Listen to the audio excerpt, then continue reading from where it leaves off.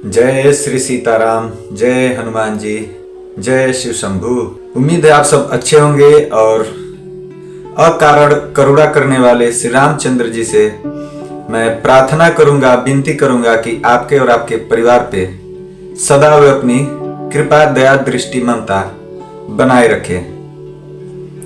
पिछले कथा में हम लोग सुन लिए, या ये यूं कहूं कि अब तक हम लोग जहां पे पहुंचे हैं सो कथा वहां तक आ गई है कि भाई भरत जी जाकर श्री रामचंद्र जी को बहुत तरह से मनाते हैं। उनके साथ तीनों माताएं हैं, विश्वामित्र जी, वशिष्ठ जी, जनक जी की पत्नी है और अयोध्या के सारे निवासी हैं। फिर प्रभु श्री रामचंद्र जी भरत जी को धर्म नीति समझाते हैं, जिसके बाद वो श्री रामचंद्र जी के चरण पादुका लेकर अयोध्या में आते हैं और अयोध्या में सिंहासन पर चरण पादुका को ज्योतिषियों सहित शुभ मुहूर्त निकलवा के वहां पे स्थापित करते हैं। और फिर अयोध्या के बाहर पर्णकुटी बनाकर मुनि के वेश में भरत जी भी अयोध्या के शासन को चलाते हैं। वहां पे हमारा अयोध्या कांड खत्म हो गया। अब शुरू होता है अरण्य कांड। अरण्य का मतलब होता है वन, तो वन का कांड। अब कथा चलेगी वन तक। अब आगे श्री रामचंद्र जी की कथा हम लोग अरण्य कांड का आज प्रथम सोपान है, हम लोग शुरू करेंगे यहां से। धर्म रूपी वृक्ष के मूल, विवेक रूपी समुद्र को आनंद देने वाले, पूर्ण चंद्र वैराग्य रूपी कमल के विकसित करने वाले सूर्य, पाप रूपी घोर अंधकार को निश्चय ही मिटाने वाले, तीनों पापों को हरने वाले, मोह रूपी बादलों को समूह को छिन्न भिन्न करने की विधि अर्थात क्रिया में आकाश से उत्पन्न पवन स्वरूप ब्रह्मा जी के वंशज आत्मज तथा कलंक नाशक महाराज श्री रामचंद्र जी के प्रिय श्री शंकर जी को मैं वंदना करता हूं, जिनका शरीर जल युक्त मेघों के समान सुंदर अर्थात श्याम वर्ण है एवं आनंद घन है, जो सुंदर वलकल्प का पीत वस्त्र धारण किए हैं, जिनके हाथों में बाण और धनुष है और कमर उत्तम तर्कस के भार से सुशोभित है, कमल के समान विशाल नेत्र हैं और मस्तक पर जटा जूट धारण किए हैं, उन अत्यंत शोभायान श्री सीता जी और लक्ष्मण जी सहित मार्ग में चलते हुए आनंद देने वाले मैं श्री रघुनाथ जी को भजता हूं।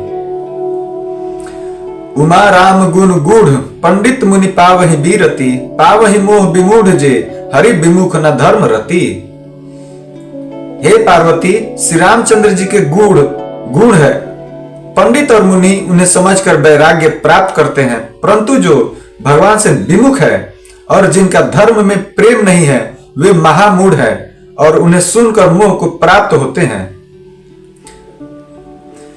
पुरु नर भरत प्रीति में गाई, मति अनुरूप अनुप सुहाई, अब प्रभु चरित सुनहु अति पावन, करत जे बन सुर नर मुनि भावन।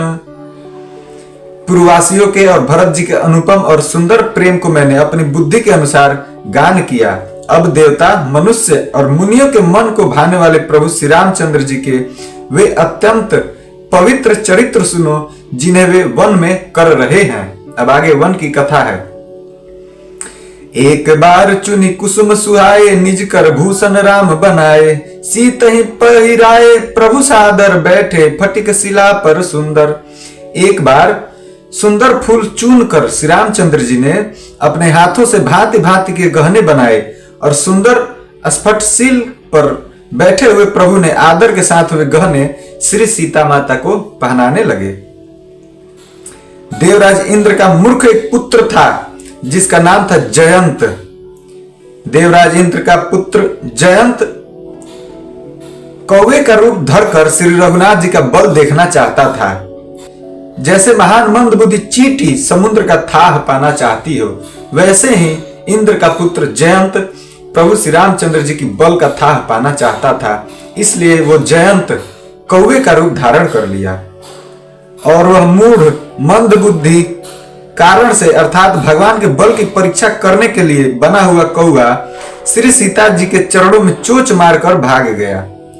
जब रक्त बह चला तब श्री रघुनाथ जी ने जाना और धनुष पर सिंक सिंह अर्थात सरकंडे का बाण संधान कर दिया प्रभु ने। अति कृपाल रघुनायक सदा दीन पर नेह, तासन आए किन्न छलु मूरख अवगुण गेह। रघुनाथ जी जो अत्यंत ही कृपालु हैं और जिनका दीनों पर सदा प्रेम बना रहता है, उनसे भी उस अवगुण के घर मूर्ख जयंत ने आकर छल कर दिया। मंत्र से प्रेरित होकर वह ब्रह्म बाण दौड़ा, कौवा भयभीत होकर भाग चला। वह अपना असली रूप धरकर पिता इंद्र जी के पास चला गया वो जयंत। पर श्री रामचंद्र जी का विरोधी जानकर इंद्र ने भी उसको नहीं रखा, अर्थात जयंत के खुद के पिता इंद्र ने भी उसे अपने द्वार से भगा दिया, ये जानकर कि मेरा पुत्र अब राम विरोधी हो गया है। तब वह निराश होकर गया, उसके मन में भय उत्पन्न हो गया, जैसे दुर्वासा ऋषि को चक्र से भय हुआ था। वह ब्रह्मलोक, शिवलोक आदि समस्त लोकों में थका हुआ और भय शोक से व्याकुल होकर भागता रहा, पर वह श्री राम जी का बाण जो छूटा था वो पीछा नहीं छोड़ रहा है। और कोई भी ब्रह्मलोक हो, शिवलोक हो, कोई भी लोक हो, कोई देवता, कोई भगवान उस जयंत को अपने शरणों में स्थान नहीं दे रहे हैं। सब लोग हटा देते हैं कि ये रामद्रोही है, इसको स्थान देना उचित नहीं है। पर रखना तो दूर, किसी ने उसे बैठने तक के लिए नहीं कहा। श्री रामचंद्र जी के द्रोही को भला कौन रख सकता है। यहाँ पे कागभूषुंडी जी कहते हैं, हे गरुण जी सुनिए, उसके लिए माता मृत्यु के समान, पिता यमराज के समान और अमृत विष के समान हो जाता है जो रामद्रोही होता है। मित्र सैकड़ों शत्रुओं की सिकरनी करने लगता है। देव नदी गंगा जी उसके लिए बैतरणी अर्थात यमपुरी की नदी हो जाती है। हे भाई सुनिए, जो श्री रघुनाथ जी के विमुख होता है, समस्त जगत उसके लिए अग्नि से भी अधिक गर्म अर्थात जलाने वाला हो जाता है।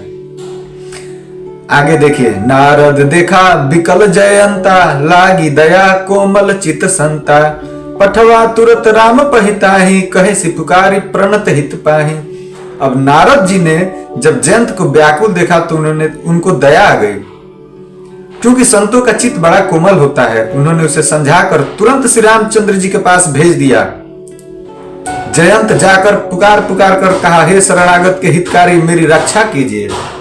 नारद जी के समझाने के बाद जयंत प्रभु श्री रामचंद्र के चरणों में चला गया और वह हाथ जोड़ के गिरने लगा और कहने लगा, हे शरणागत के हितकारी मेरी रक्षा कीजिए। अब राम जी जब देखे कि मेरे शरण में आ गया है जयंत, तो आतुर और भयभीत जयंत ने जाकर श्री रामचंद्र जी के चरण पकड़ लिए और कहा, हे दयालु रघुनाथ जी रक्षा कीजिए, रक्षा कीजिए। आपके अतुलित बल और आपकी अतुलित प्रभुता अर्थात आपके सामर्थ्य को मैं मंद बुद्धि नहीं जान पाया था। अपने किए हुए कर्म से उत्पन्न हुआ फल मैंने पा लिया। अब हे प्रभु मेरी रक्षा कीजिए, मैं आपकी शरण तक कर आया हूँ। यहाँ पे शिव जी कहते हैं, हे पार्वती कृपालु श्री रघुनाथ जी ने उसकी अत्यंत आर्त अर्थात उसकी दुख भरी बाणी सुनकर उसे एक आंख का काना छोड़ दिए। अर्थात श्री रामचंद्र जी के शरण में जब जयंत गया तो प्रभु ने जाना कि ये अब दुखी है, इसे अपने करावे पे अफसोस है, तो प्रभु ने सिर्फ उसको एक आंख का किया, अर्थात उसका एक आंख जयंत का नष्ट कर दिया और एक आंख छोड़ के प्रभु जी ने उसे छोड़ दिया। उसने मोहवश द्रोह किया था, इसलिए यद्यपि उसका वध ही उचित था, परंतु प्रभु ने कृपा करके उसे छोड़ दिया। अब जान लीजिए श्री रामचंद्र जी के समान कृपालु और कौन होगा। चित्रकूट में बसकर श्री रघुनाथ जी ने बहुत से चरित्र किए जो कानों और अमृत के समान प्रिय हैं। फिर भी कुछ समय पश्चात श्री रामचंद्र जी ने मन में ऐसा अनुमान किया कि मुझे सब लोग जान गए हैं, इसलिए यहाँ बड़ा भीड़ अब हो जाएगी।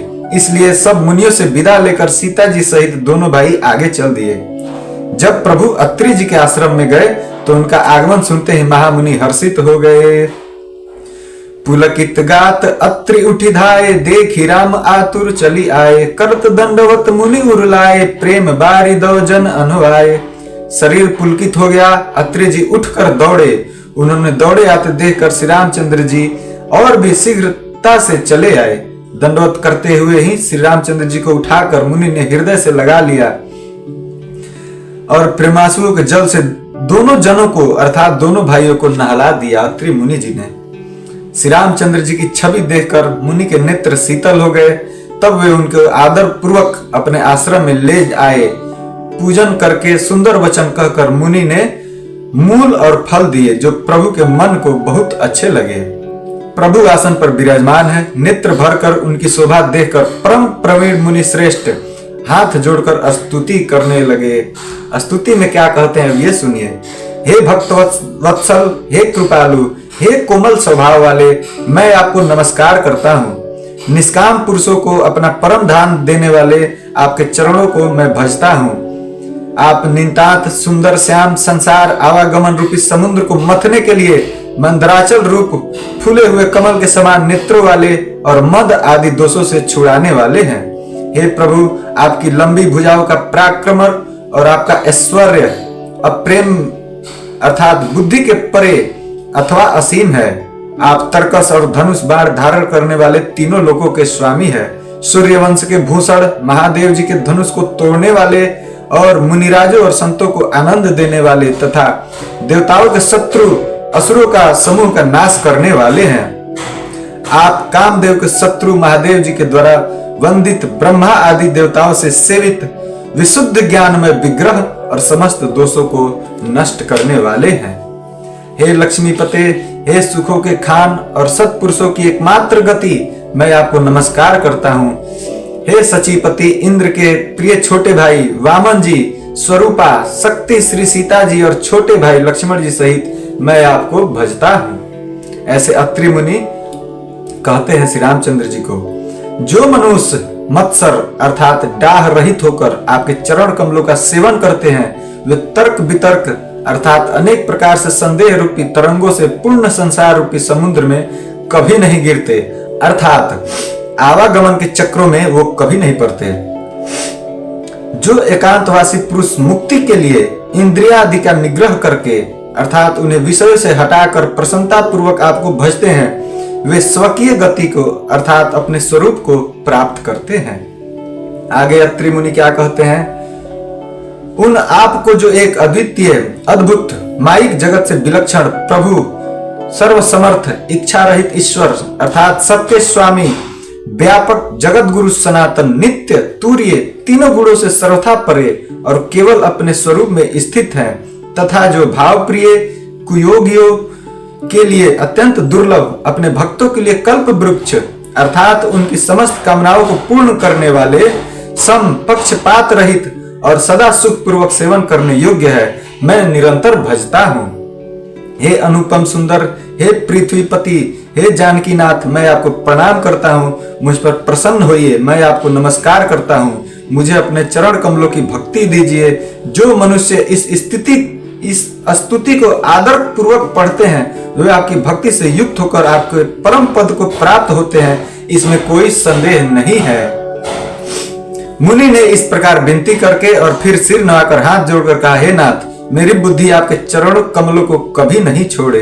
फिर परम शीलवर्ती और विनम्र श्री सीता जी अत्रि जी की पत्नी अनुसुईया जी के चरण पकड़कर उनसे मिली। अत्रि ऋषि पत्नी के मन में बड़ा सुख हुआ। उन्होंने आशीष देकर सीता जी को पास बैठा लिया।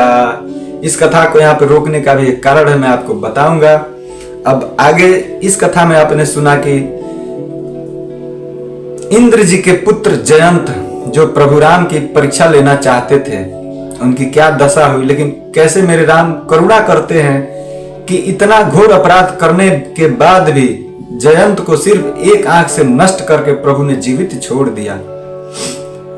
इतनी मूर्खता करने के बाद भी जो राघवेंद्र की शक्ति को जानने चले थे जयंत, और माता के चरणों को उन्होंने फोड़ा जो, और प्रभु ने जो अपना बाण दौड़ाया, कितनी शक्ति थी कि तीनों लोकों में किसी ने आश्रय नहीं दिया।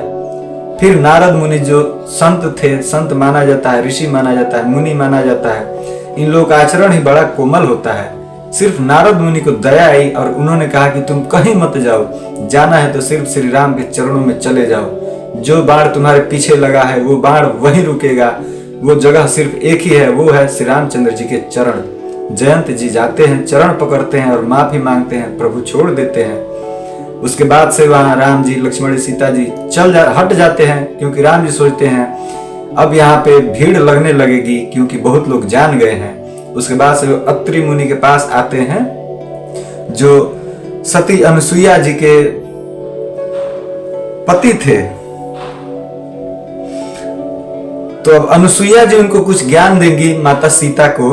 तो हम लोग अगले कथा में शुरू करेंगे कि माता क्या ज्ञान देती हैं। वो ज्ञान एक स्त्री को जानने के लिए बहुत जरूरी है। इसलिए अगर आप लोग कथा मेरा देख रहे हैं तो अगले कथा में कोशिश करें कि आपके घर में जो स्त्री हो, जो भी माता बहन हो, उनको अगली कथा आप लोग जरूर सुनाइए। इस कथा को आप विश्राम करते हैं। बोलिए श्री रामचंद्र की जय, पवन सुत हनुमान की जय, रामचारो भैया की जय, पिता दशरथ जी, पिता जनक जी की जय, माता कौशल्या, माता सुमित्रा, माता कैकेयी, माता सुनैना की जय, चराचर जीव की जय, भोलेनाथ की जय, अपने अपने माता पिता की जय, अपने अपने गुरु गोविंद की जय, चराचर जीव की जय, अपने कुल देवी देवता की जय, अपने पितरों की जय। जय जय श्री सीताराम।